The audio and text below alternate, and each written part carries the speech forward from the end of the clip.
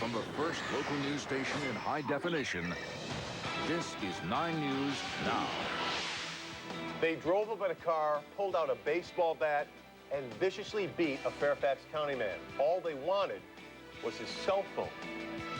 Good evening. Thanks for joining us. I'm Todd McDermott. And I'm Tracy Neal. That brutal street robbery could be the work of a group of men behind another similar attack. The latest beating was just last night in the 2900 block of Summerfield Road. That's where we find reporter Gary Reels this evening. Gary, this crime makes it frightening for anybody who walks alone at night. It was a terrible beating, Todd, inflicted on a man who was walking home here in the Jefferson Village community last night. Police say it appears to have been random, but also possibly connected to 3 other recent attacks here in the Falls Church area of Fairfax County. The victim was walking alone near the corner of Summerfield Road and Jefferson Avenue after 10 o'clock last night. Police say he was first approached by one man, and then neighbors heard a ruckus. It was a couple of Spanish guys just arguing in Spanish, and then a couple minutes later you just hear screaming, and then a car speeding off. Several others came from behind, hit him with a bat. They started beating him, punching and kicking him. He fell to the ground. As they were leaving, the car that they were with and in originally came up, went up on the sidewalk, ran over this man. The victim is expected to recover, but neighbors say there's a pattern here, a pattern that begins just a few blocks away down on Annandale Road. It's really dangerous, but I mean, ever since they opened that nightclub up, it's been nothing but trouble. Charles Woody, who's lived here in Jefferson Village for more than 25 years, says he hasn't seen an increase in crime. That's the point. You don't see it, but you hear about it. That's the part that disturbs me. Meantime, Fairfax County Police are trying to determine if last night's attack here at Summerfield and Jefferson is the work of the same perpetrators in 3 other assaults and robberies a little farther out Route 50 behind Loman's Plaza. Those cases in April, May, and June also feature multiple assailants and a baseball bat. And it sounds like it was way more than what you call a mugging. I mean, this was brutality. Oh, yeah. And it's hard to imagine people being that savage, frankly. And back here live, once again, we want to repeat, police still haven't determined if last night's attack here is connected to the 3 earliers. Police would like to trumpet one aspect of last night's incident, Tracy and Todd. Neighbors around here did an absolutely great job, not only responding to the victim's shouts for help, but actually getting involved, calling 911 while the attack was still in progress. Another woman neighbor heard the ruckus, ran out. She had some training, applied a cold compress to the victim's head, and kept him conscious until the medics arrived and took over. Back to you. Good to hear Good Samaritan stepped in, Gary. Kind of a 2-part question. 1, do police really think this is about a cell phone to have this kind of beating? And 2, did they mention that nightclub at all, as the woman mentioned in your piece? No to both of those. It's unclear if the motive was robbery. A lot of times in incidents and assaults like this, they'll take something just because it's there. In some of the earlier cases, money was taken from the victims. A cell phone was taken in another one of those. So it's unclear what the real motivation is, and nobody knows the origin of last night's incident. All right, Gary Reels, thank you. Okay.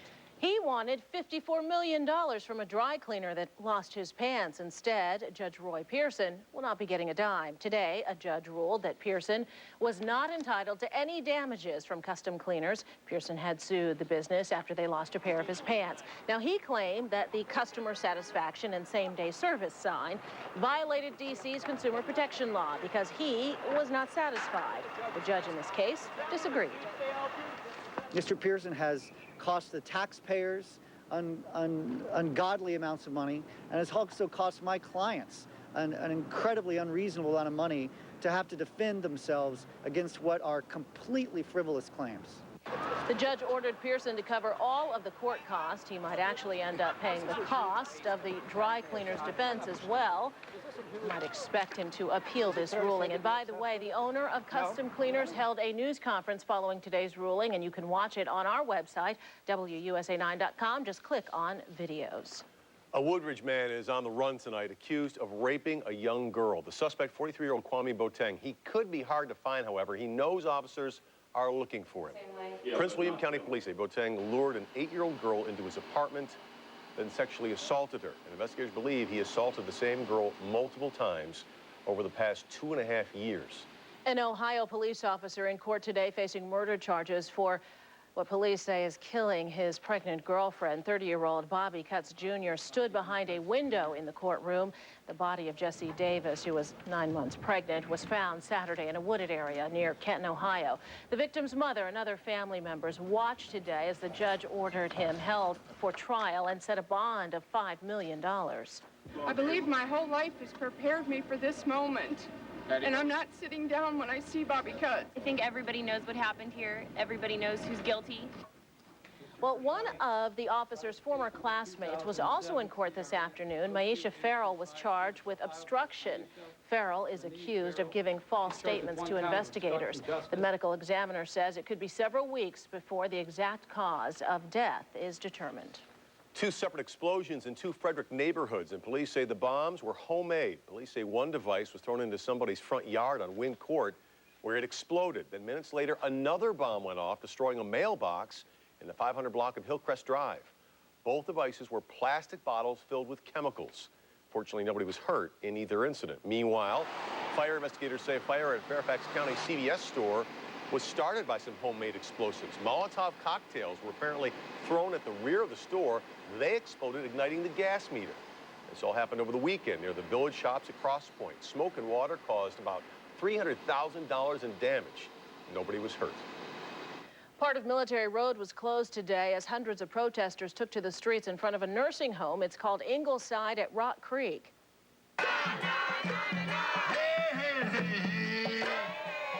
At issue here is a new labor agreement. Last year, Ingleside employees voted to join a local healthcare workers union. They say management has refused to acknowledge the union and negotiate a contract. A spokesperson for the nursing home says contract negotiations have been ongoing. And some employees are actually in the process of filing a petition to decertify the union with the National Labor Relations Board. We'll keep you posted on that one. Breaking the rules of the road in Virginia could soon cost you a lot more money, but only if you actually live in the state. Starting July 1st, Virginia drivers caught going 20 miles per hour or more over the speed limit will face a $200 fine from the judge and an additional fee of, are you ready, $1,050. First-time DUI offenders will have to pay a $300 fine and a whopping $2,250 fee. If you're caught driving without a license, that's a $75 fine and a $900 fee. State officials hope the added cost will be a deterrent for aggressive drivers, and that should make the roads safer. I don't think it'll affect them. They all drive crazy out here anyway. I don't think it'll slow anyone down. 20 miles over the limit, I think that's a little ridiculous, because on the interstate, everybody in Northern Virginia drives at least 75 on 66. If you're drunk, you should be in jail, and $1,000 isn't way too much. The additional fees will help the state legislature raise money for the $1 billion transportation bill. Licensed drivers from other states or caught breaking traffic laws are still subject to the fines, but not those added fees. Banning bottled water in the workplace. Can they do that? One city's doing just that, all in the name of the environment. We'll explain coming up. It's 1 year after the floods in Alexandria. I'm Peggy Fox. Coming up, find out why homeowners say they can't move forward. And I'm meteorologist Topper Shut. A little quieter a year later, but still a couple of thunderstorms out west. We'll try to see you on a Doppler. We'll take you out, though, with the almanac. And it was humid today, but nothing really in terms of that hot. Didn't make 90 at National. Did make 90 at Dulles, though. High temperature 88, low 73. Averages 86 and 67. Record high 100. Set just 10 years ago. We'll come back. We'll talk about the heat and humidity and look ahead to the weekend. Stay tuned.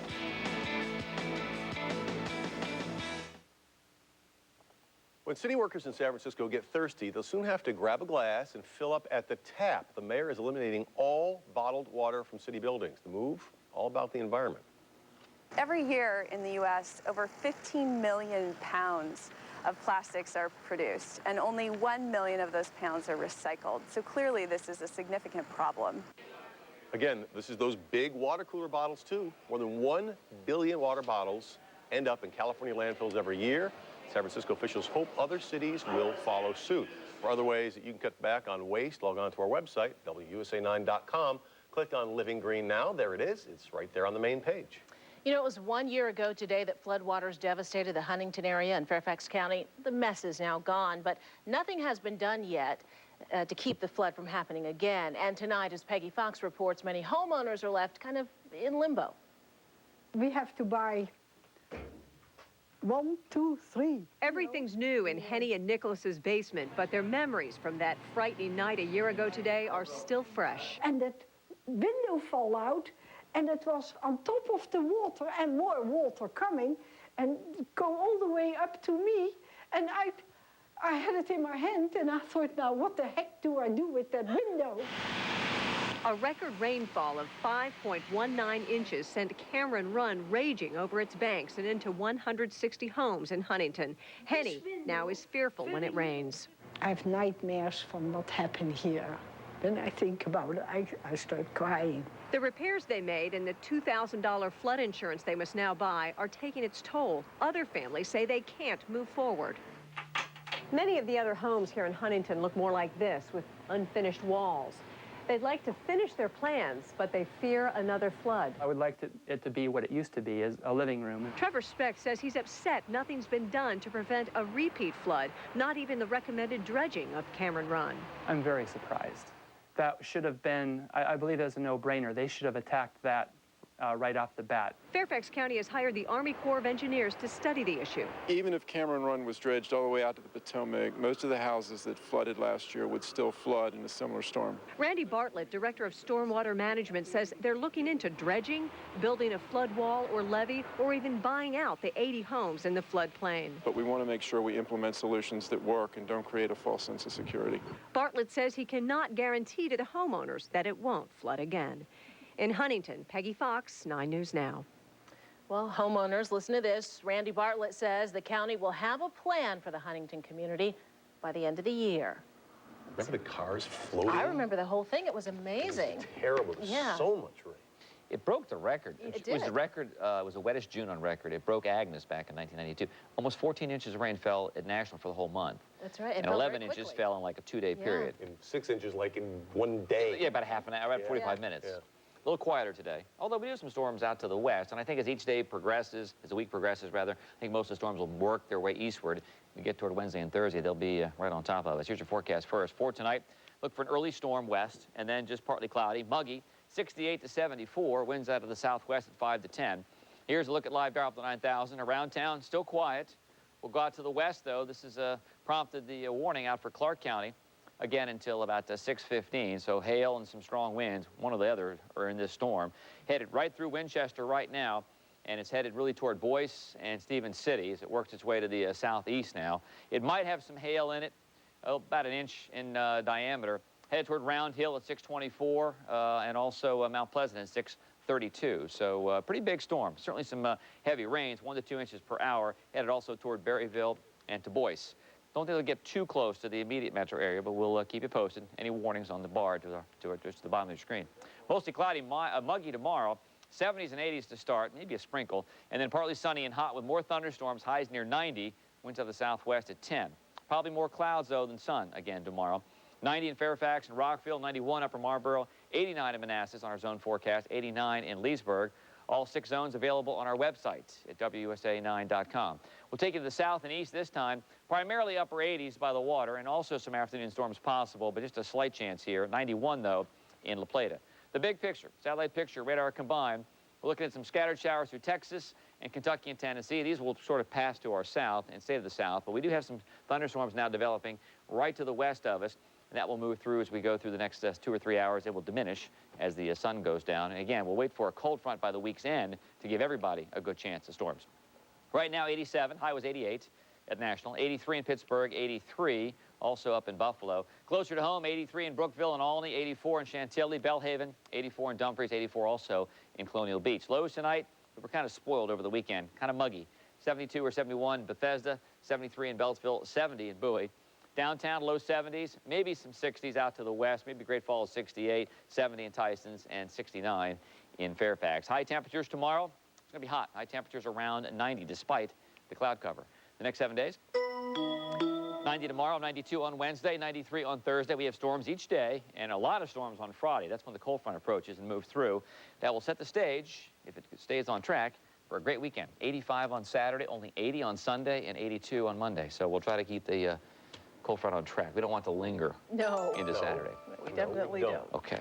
Thanks, Tom. Well, one of the stars of the Nats won't be lingering at all. You guys broke the story. I know, and it's not a good story. And I feel bad for the guy because last year it was the shoulder, earlier this year the hamstring, and now it's his thumb. Could be hitchhiking with that thumb. He has been the Nats' shining light. We're talking about Christian Guzman, and today that light was extinguished. More on the injury that ended his season today, and word from the Nats on who will take Christian Guzman's place starting tonight. Plus, Wimbledon begins and Roger Federer starts pursuit of history. We'll head to the lawns of London. 9 Sports coming up.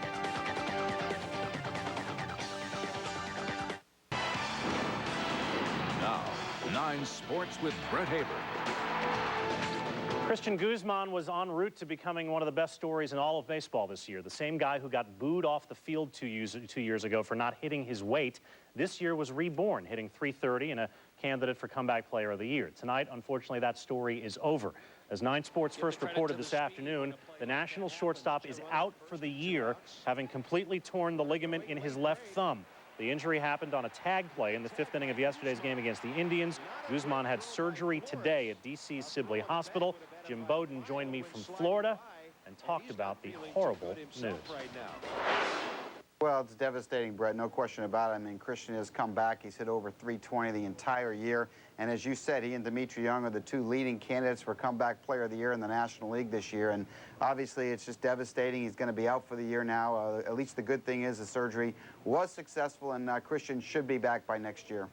He was perhaps the most pleasant surprise in baseball this year. His average up over 100 points from his disaster season of '05. The slugging percentage near 500.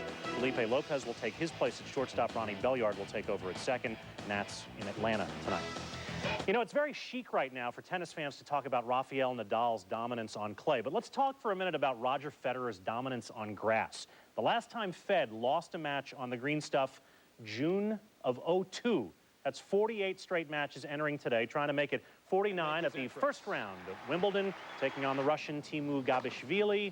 Aren't the courts so nice and green on that first day at Wimbledon? They're going to be brown in about a week. Federer was pretty nice, too. 33 winners, 13 errors, faced just 1 break point, saved it. 6-3, 6-2, 6-4 in 90 minutes. Andy Roddick, a winner as well. Women's side, please. A minor scare for Serena Williams today. The American down 5-4 in the opening set to Lourdes Dominguez, at which point Serena rattled off 8 straight games to win the match 6-4 and 6-love.